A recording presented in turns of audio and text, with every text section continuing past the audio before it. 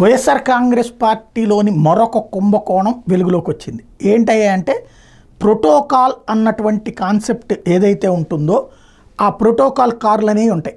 దాని కిందన కుంభకోణానికి పాల్పడ్డారు. ఎట్లాగంటే ప్రోటోకాల్ కారుకి ఒక్కొక్క కారుకి 2,61,000 రూపాయలు చెల్లిస్తానికి నిర్ణయం తీసుకున్నారు.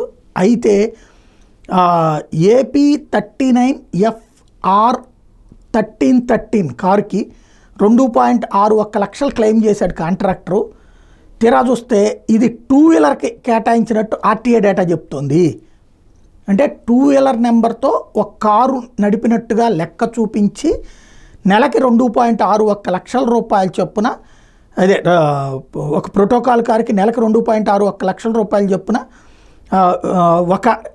ఒక వెహికల్కి ఇట్లా తింటే టోటల్గా నెలకి 1,50,00,000 పైగా పలువురు కాంట్రాక్టర్లు డ్రా చేశారు అన్నటువంటి మాట ఇప్పుడు వెలుగులోకి వచ్చింది. దీంతో అప్పుడు ఎవరెవరికైతే ఇచ్చారో వాటన్నిటికీ సంబంధించి కూడా క్లియర్గా నిర్ణయం తీసుకుంటున్నారు, చెక్ చేస్తున్నారు.